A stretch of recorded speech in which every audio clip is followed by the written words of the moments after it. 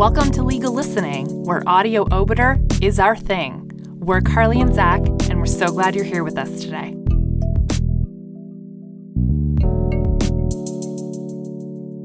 Today we're bringing you a special bonus episode, brought to you in collaboration with the folks over at the Legal Writers Collective.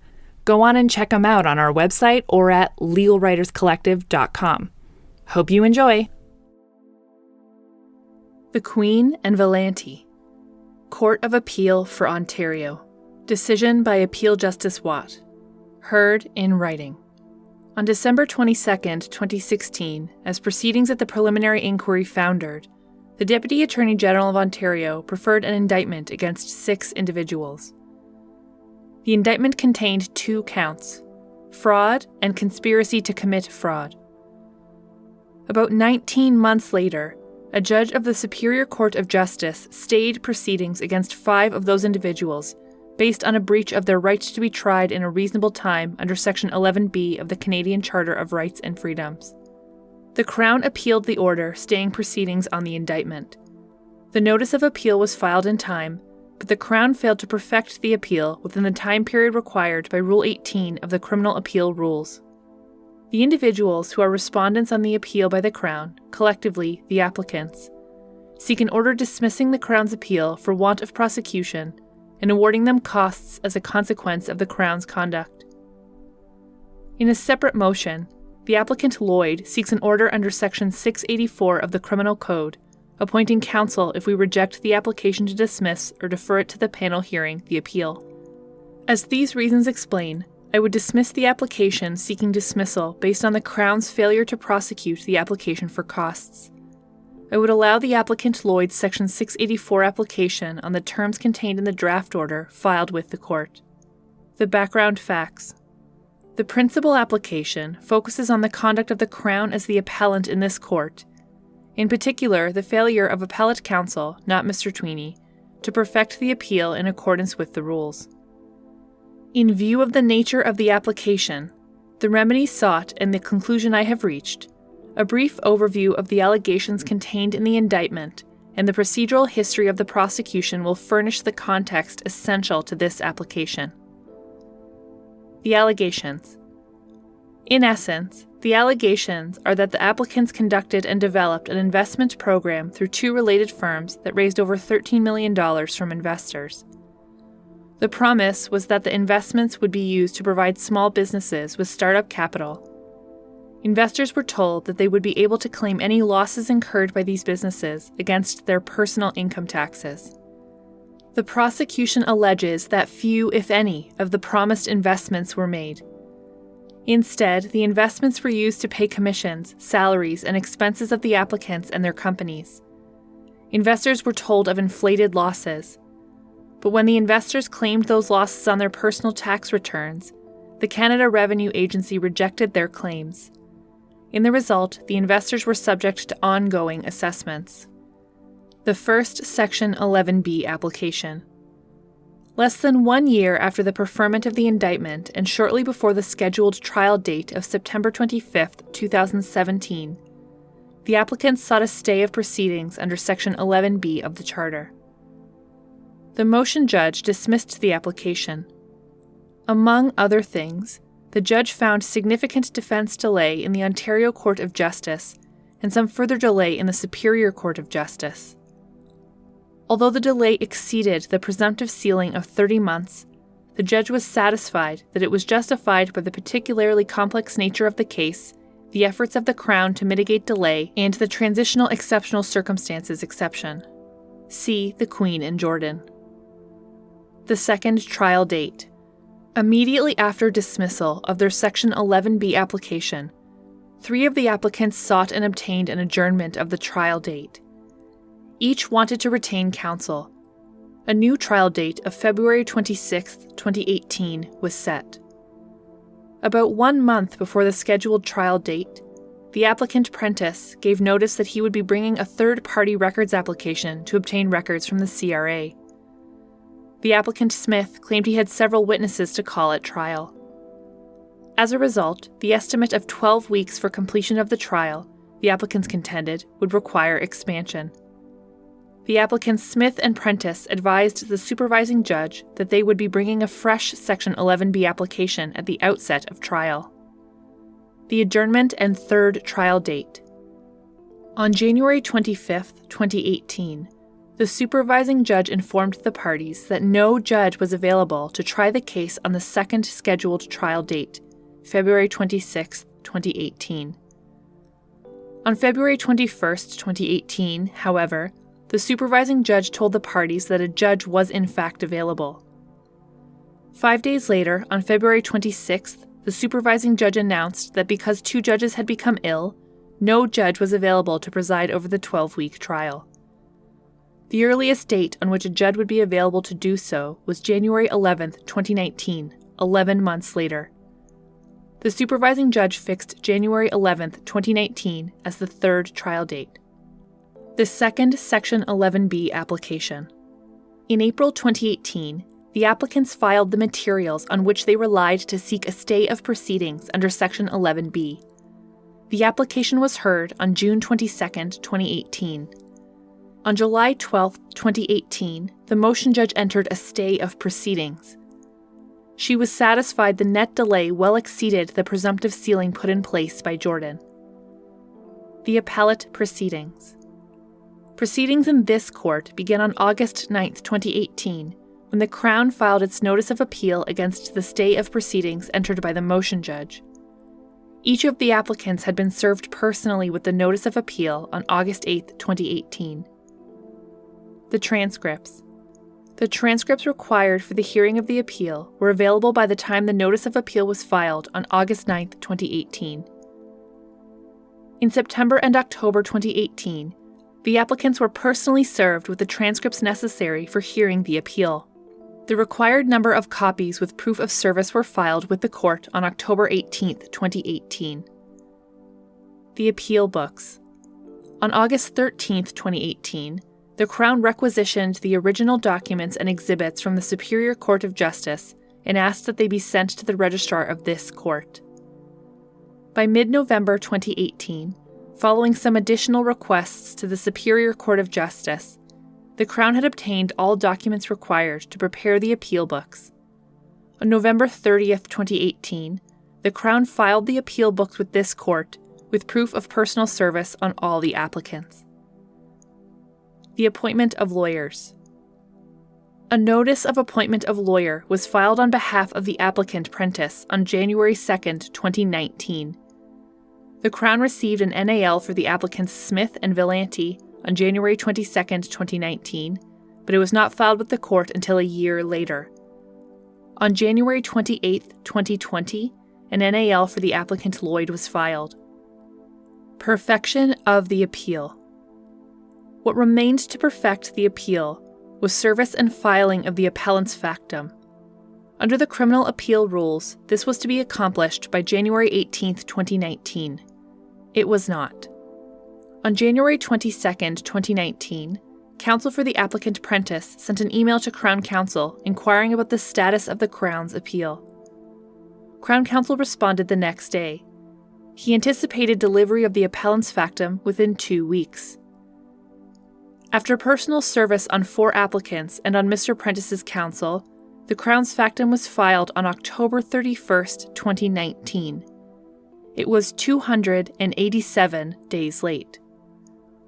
When counsel for the applicant Prentice received the factum, he emailed Crown Counsel. Quote, "I am not accepting service of the Crown factum sent to my office this morning. The delay is inexcusable, and there was no consent to or acceptable reason for such a delay, especially on an 11B appeal. This matter was closed a long time ago." End quote. Scheduling the appeal for hearing. About 5 weeks after the Crown had perfected its appeal, the Criminal Appeal Coordinator emailed Crown Counsel and counsel for the applicant Prentice. The coordinator offered several hearing dates during the months of January through April 2020. She explained that these were dates for solicitor appeals. Since most of the applicants were self-represented, the coordinator offered to obtain hearing dates for in-person appeals so that those who were unrepresented would at least have the assistance of duty counsel. Crown Counsel confirmed his availability on all suggested dates except for one in late March. The applicants responded and indicated that they intended to bring a motion to dismiss the appeal for want of prosecution. This motion, they said, should be heard in advance of the appeal. They offered some dates for the hearing of their motion and 1 or 2 dates in May 2020 for the appeal itself if their motion failed. They rejected Crown Counsel's suggestion that the motion and the appeal should be listed for hearing on the same day before the same panel. The applications. The applicants seek an order dismissing the appeal based on the Crown's failure to perfect it in accordance with the rules. They also ask us to award them costs regardless of their success on their main application. In a separate motion, the applicant Lloyd seeks an order appointing counsel to act on his behalf in the event that the appeal is listed for hearing. The applicants have filed material in support of the orders they seek. In large measure, these materials describe the consequences that the original prosecution and the outstanding appeal have had upon their lives and livelihood, including those of their families. They catalogue their loss of reputation and professional accreditations, and the difficulties they have faced in attempting to obtain remunerative employment commensurate with their qualifications, interests, and experience. In some of their materials, the applicants alleged malice on the part of Crown Counsel, who initiated and has carriage of the appeal. They characterize his conduct as scandalous, irresponsible, and demonstrative of a callous disregard for the presumption of innocence.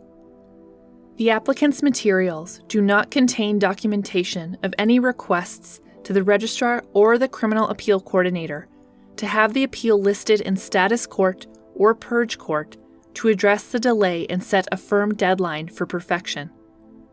Counsel for the applicant Prentice made one inquiry of Crown Counsel on January 22, 2019, 4 days after the perfection deadline. Advised then that Crown Counsel anticipated perfection within 2 weeks, the next documented contact was the date on which counsel was served with the Crown's factum, over 9 months later. The Crown's application record includes an affidavit and various attachments from the legal assistant to Crown Counsel responsible for the appeal. It recounts the initiation of the appeal, the completion of the appeal books and factum, the dates upon which counsel for the various applicants filed their NALs, the efforts of the criminal appeal coordinator and senior legal officer to list the appeal for hearing, and the applicant's insistence in proceeding with this application. The Crown's application record contains no explanation for the delay in perfection. The arguments on the application to dismiss. The applicants say this appeal should be dismissed for failure to perfect in accordance with the rules. The delay of more than 9 months is lengthy. This is an appeal from a stay of proceedings under Section 11B for delay. Crown Counsel, with carriage of the appeal, did not seek consent or other indulgences from the applicants or their counsel, nor did he seek an extension of time for perfection. The delay is unexplained.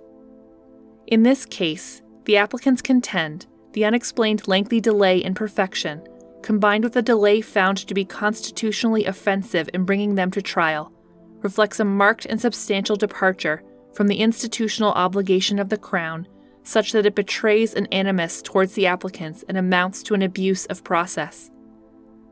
The remedy required is not only dismissal of the appeal, but also an award of costs to each of the applicants. The respondent Crown accepts its institutional responsibility to ensure timely perfection of appeals it commences. It acknowledges its enhanced onus to comply with rules and its abject failure to do so in this case. It concedes that no explanation has been provided for the delay, and further that none offered now could possibly justify its default. But, the Crown contends, neither the length of the delay, the absence of an explanation, nor the nature of the appeal itself, even considered together, sustain the applicant's allegations of malice, nefarious motives, unacceptable negligence, or sheer incompetence.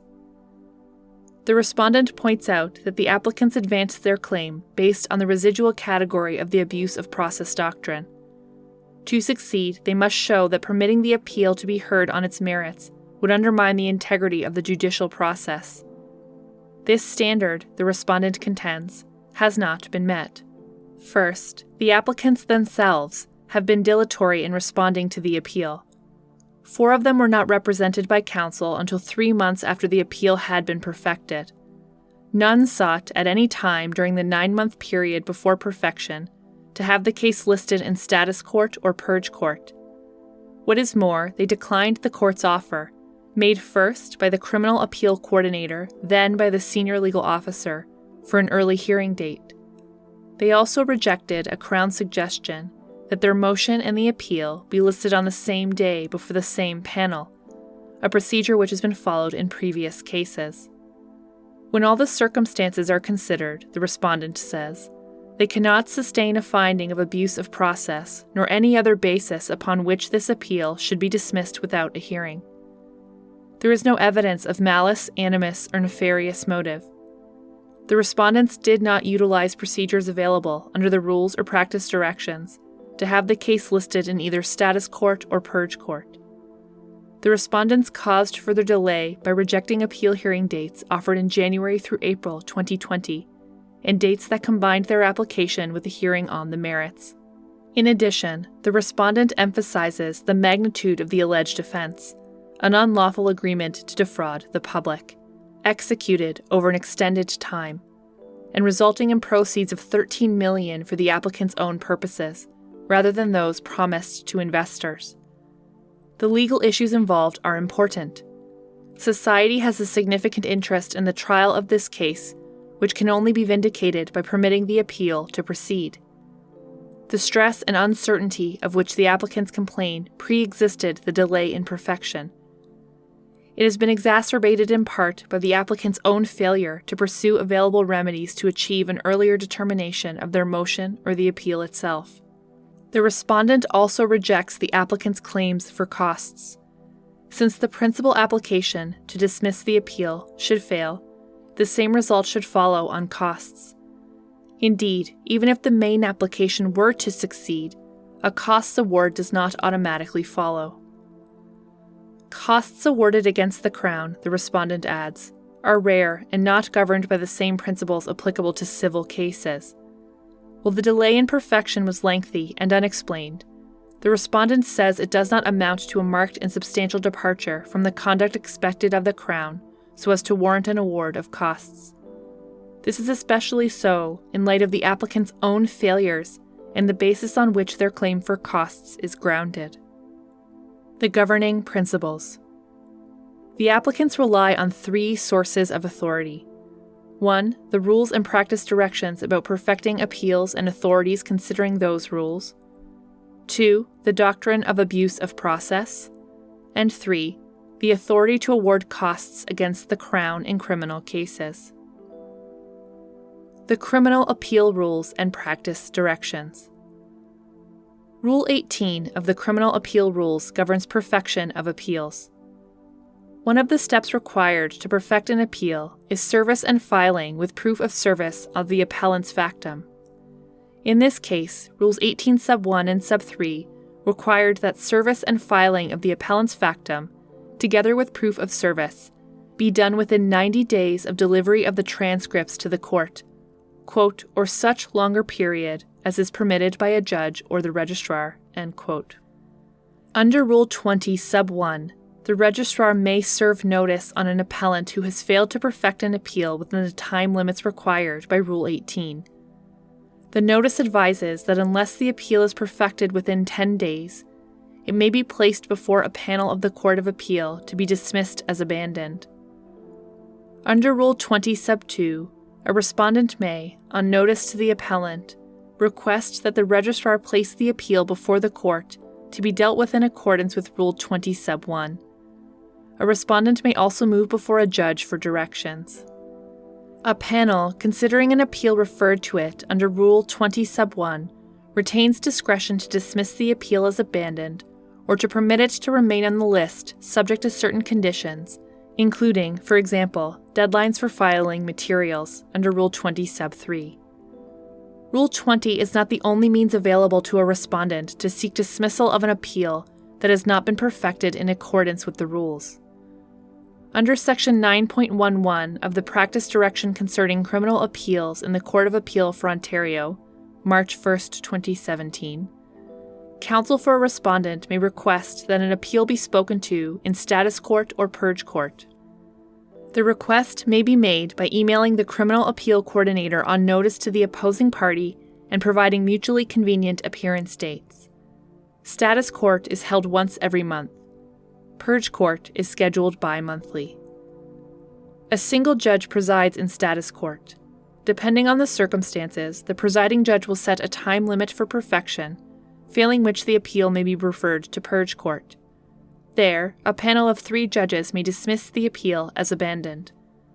Under Rule 19, a respondent, as a party to an appeal, on notice to the appellant, may make a motion to a judge for directions about the conduct of the appeal. Few authorities have considered the standard to be applied or the circumstances in which an appeal may be dismissed as abandoned for failure to perfect in accordance with the rules. However, some factors considered by the courts include 1. The length of delay beyond the perfection deadline. 2. Any explanation for the delay. 3. The steps taken, if any, by the respondent on appeal to ensure timely perfection. 4. The effect of delay on the respondent. 5. The significance of the issues on appeal to the administration of justice. And 6. The conduct of the delinquent party. The list is illustrative, not exhaustive. See the Queen and Shang, the Queen and Jourdain, and the Queen and Mercer. The doctrine of abuse of process. The applicants also enlist the residual category of the abuse of process doctrine. The essence of this application is the Crown's failure to perfect the appeal in accordance with the rules. The remedy sought, dismissal of the appeal for non-compliance, is available under the rules. It is neither necessary nor desirable to consider the doctrine of abuse of process to determine the outcome of this application. In these circumstances, I propose to say nothing more about the principles that underpin the doctrine or their application to this case. Costs against the Crown. Although used sparingly, prior to the advent of the Charter, superior courts have always possessed the inherent jurisdiction to award costs against the Crown. Unlike in civil cases where costs are awarded to partially indemnify a litigant, to encourage settlement, to deter frivolous proceedings, and to discourage unnecessary steps, different considerations apply in criminal proceedings. Unlike an ordinary litigant, the Crown does not win or lose cases. Rather, the Crown conducts prosecutions and makes decisions about those prosecutions in the public interests. Costs are not usually deployed to influence the conduct of litigation. See the Queen and Singh, the Queen and Cirinello, and the Queen and Robinson. The standard to obtain a costs award against the Crown is stringent. The party seeking the award must demonstrate a marked and unacceptable departure from the reasonable standards expected of the prosecution. Typical descriptions reflective of the departure required are oppressive or improper, remarkable or reprehensible. Mere negligence on the part of the Crown does not constitute a flagrant or marked departure from the norm. In determining whether this standard is met, inaction on the part of the defense is a relevant factor. The principles applied. As I will explain, I would not dismiss the appeal for want of compliance with the rules, nor would I award costs against the Crown. I will consider each claim in turn. Non-compliance with the rules. First, the authority invoked. Whether considered individually or in combination, neither the Criminal Code, the Criminal Appeal Rules, nor any practice direction of this court create a bright-line rule that failure to perfect an appeal within the time limits prescribed by the rules requires dismissal of the appeal. Rather, the ultimate remedy for non-compliance is for a panel of the court to decide. Illustrative of the discretionary nature of the court's authority and of the remedies available is Rule 20, which may be invoked on the registrar's own motion or at the request of the respondent. Among the remedies available are dismissal of the appeal as abandoned, or an order that the appeal remain on the list, subject to such conditions as the court considers fit to complete perfection. The discretionary nature of our remedial authority requires us to consider all the circumstances to determine whether the interests of justice favor dismissal or some lesser measure as the remedy. Second, the length of delay. Although the appeal was commenced within the prescribed time and the transcripts and appeal books served on each applicant and filed with the court punctually, the appellant's factum, due on January 18, 2019, was not filed until October 31, 2019. The delay in perfection was clearly excessive. As appellate records go, the record in this case was not lengthy. There was no trial. When the notice of appeal was filed, Crown Counsel had available all the relevant transcripts and access to the record before the motion judge. The appeal books were served and filed by the end of November 2018. The issues raised were the subject of recent jurisprudence from the Supreme Court of Canada and clearly defined. Further, the appellant in this case is the Crown, a party with significant institutional resources and a corresponding obligation to bring those accused of a crime to trial in a reasonable time. That institutional obligation, no one would seriously contest, extends to the pursuit of appellate proceedings, all the more so where the appeal is from an order staying proceedings for unreasonable delay. Counsel with carriage of the appeal is a senior member of the Crown Law Office with decades of experience in this court and must be taken to have been aware of the requirements for perfection. Third, the explanation for the delay. The record does not reveal any explanation for the delay. Counsel who initiated the appeal and maintained carriage of it until perfection has provided no explanation. Equally absent is any indication of whether reassignment of carriage of the appeal was considered as the months without perfection accumulated. It is a reasonable inference that no explanation was provided because none is reasonably available. The applicants suggest in some of their materials that the delay resulted from an oblique or nefarious motive on the part of Crown Counsel. No evidence in the record supports this assertion, nor is there any evidence to support a conclusion that lack of timely perfection is a systemic problem in the Crown Law Office criminal. Fourth, the steps taken by the respondent to ensure timely perfection. As noted, any respondent to an appeal that has not been perfected in accordance with the rules has several options available under the criminal appeal rules and current practice direction. For example, under Rule 20 sub 2, a request may be sent to the registrar to have the appeal placed before a panel of the court to be dismissed as abandoned unless perfected within 10 days of service of the notice. None of the applicants made any such request. Under Rule 19, a respondent may seek directions from the Chambers judge. This judge may refer the appeal to a panel for dismissal or set a deadline for perfection. None of the applicants invoked Rule 19. Under Section 9.11 of the Court's Practice Direction, a respondent may email the Criminal Appeal Coordinator and ask that an appeal be listed in status court or purge court. During the 9-month period between the perfection date and actual perfection, there were 9 status courts and at least 4 purge courts. None of the applicants sought this assistance. In his affidavit filed in support of this application, the applicant Prentice deposed that his counsel, quote, occasionally checked with court staff during the summer and early fall of 2019 as to the status of the appeal and any filings or explanation from the Crown. Court staff reported no movement on the appeal and were themselves confused as to why the appeal was still pending despite failure to perfect. Furthermore, they were puzzled as to why the matter was not brought before status court or dismissed for delay. End quote. Setting to one side the hearsay nature of this information and the failure to identify court staff to whom the remarks are attributed, it beggars belief why counsel did not pursue the rudimentary steps necessary to have the appeal brought before status court or dismissed for delay. Around 5 weeks after the perfection, the Criminal Appeal Coordinator and Senior Legal Officer offered hearing dates for the appeal commencing in the first quarter of 2020. The majority of the applicants had not yet retained counsel. Those who had rejected the dates offered. They sought a date for their motion to dismiss well in advance of any date fixed for the hearing of the appeal.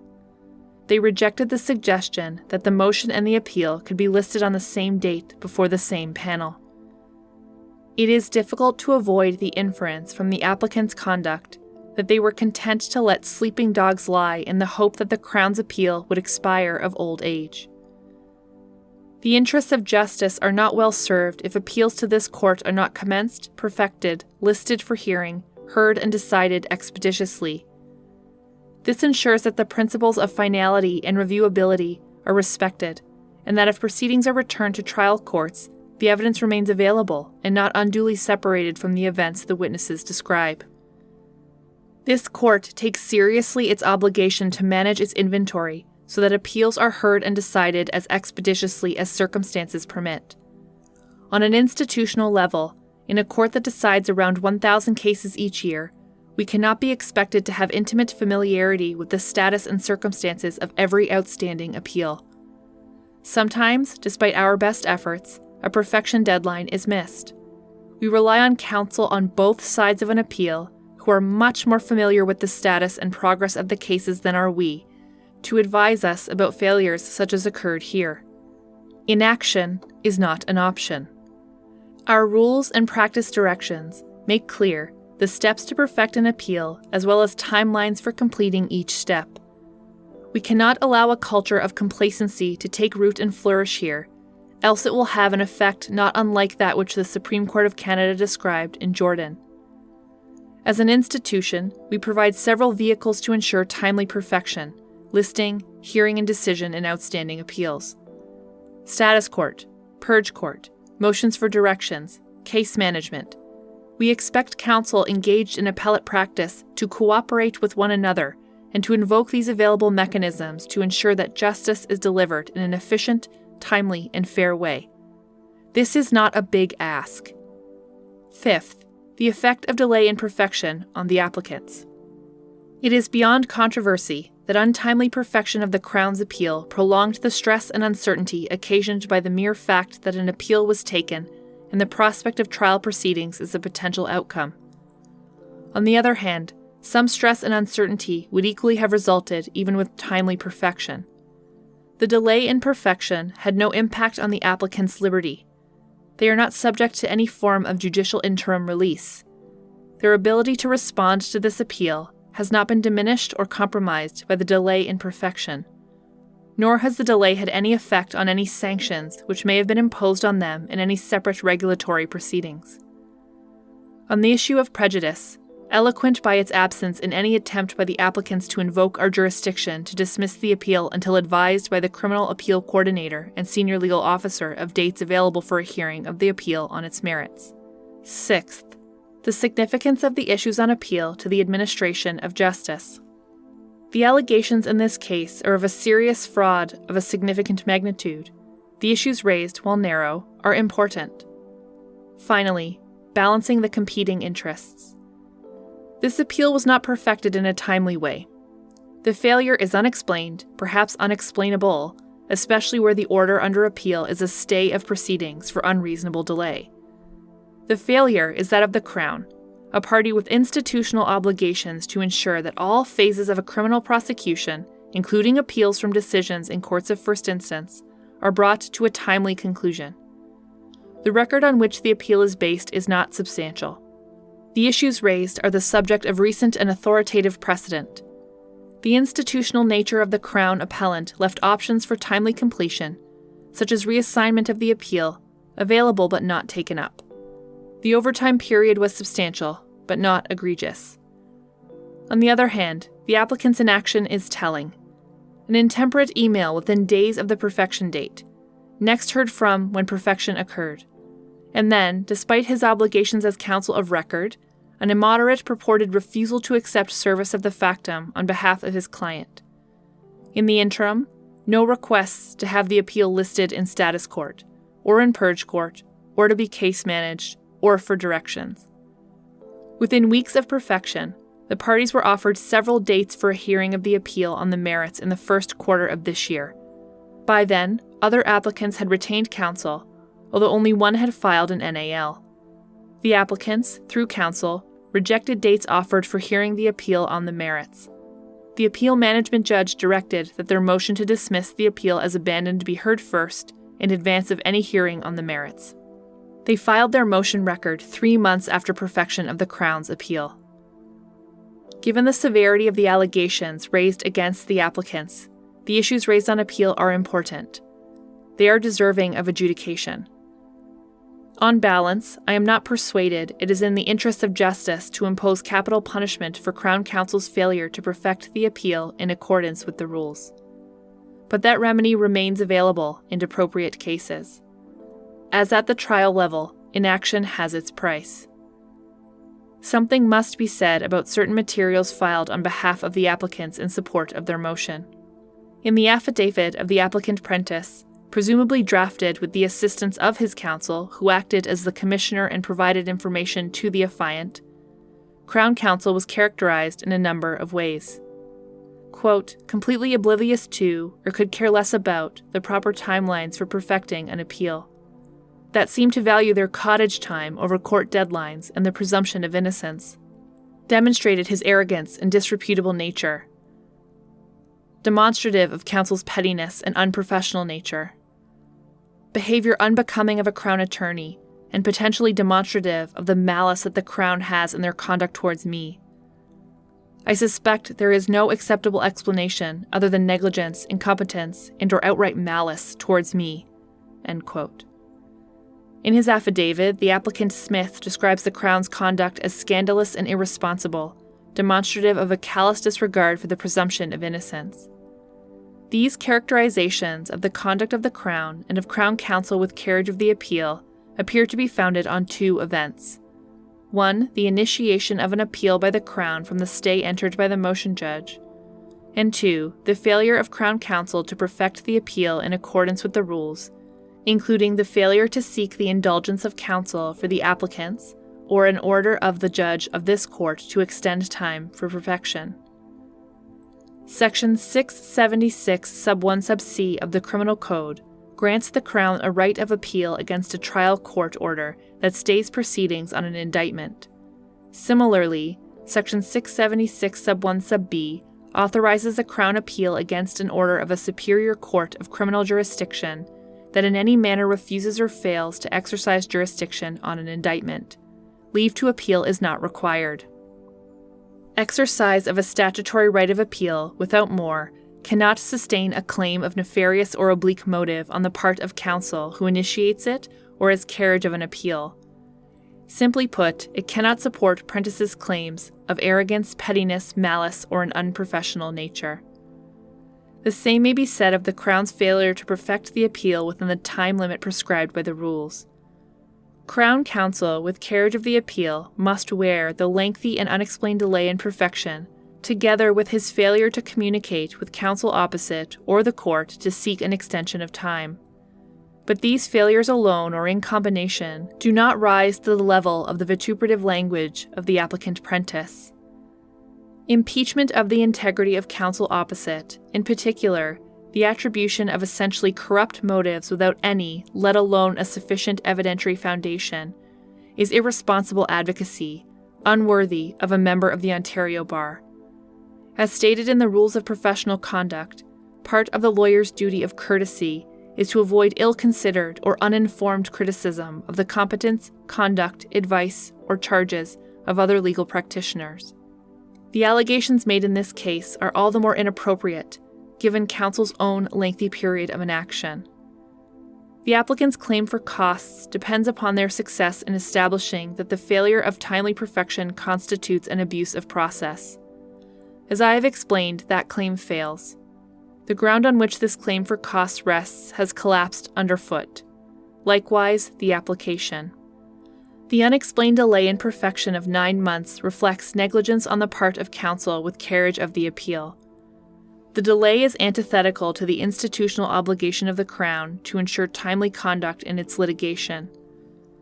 However, there is no evidence that the failure is systemic in origin, reflects malice, or is the product of any oblique or nefarious motive. The conduct here falls short of a marked and substantial departure from the reasonable standards expected of the prosecution. Second, a relevant consideration in determining whether the default in this case amounts to a marked and substantial departure from the reasonable standards expected of the prosecution is the response of the defense. In a word, inaction. For all practical purposes, nothing until 3 months after perfection when the court began offering dates for a hearing on the merits. Third, the applicant's request for costs ignores the fundamental distinction between cost awards in criminal and civil cases. In criminal cases, the purpose of a cost award is not primarily punitive or compensatory, but rather to ensure that an accused is not deprived of the opportunity to advance a defense because of the cost associated with Crown misconduct. Here, the delay in perfection added no costs beyond responding to the appeal, a cost already incurred with the filing of the appeal. For these reasons, the application for a costs award against the Crown fails. The Section 684 application of Andrew Lloyd. Andrew Lloyd is a respondent on appeal by the Crown. He did not participate in the motion to dismiss the appeal. In the event that the appeal proceeds to a hearing on the merits, he seeks an order under Section 684 of the Code appointing counsel to act on his behalf in responding to the grounds of the appeal. The Crown consents to an order on the terms contained in a draft order filed with the court. Disposition. It would dismiss the applicant's motion in its entirety and direct that the appeal be heard at the earliest convenient date. I would also direct that the applicants serve and file their factums no later than July 31st, 2020. If further directions are required, counsel should arrange a conference with the appeal management judge. It would allow the applicant's Lloyd application for the appointment of counsel under Section 684 of the Code and grant the order requested on the terms contained in the draft order filed with the court.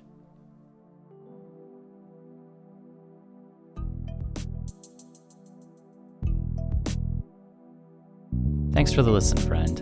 I hope you're able to enjoy that case and learn something new from it. Legal Listening is founded by Zach Battiston and Carly Lyons. It is hosted by Zach Battiston, Carly Lyons, and you, our listeners. Executive produced by Zach Battiston, Carly Lyons, and Anthony Radomile. Audio engineering by Anthony Radomile. Graphic design by Julie Lundy. Check her out online at julielundyart.com. And music done by Matt Radomile at radandkel.com. At Legal Listening, we're always open to new ideas, suggestions, and of course, guest readers. Check us out on Twitter at Legal Listening or online at legallistening.com. Legal Listening, where audio obiter is our thing. We'll catch you in the next case. Bye now.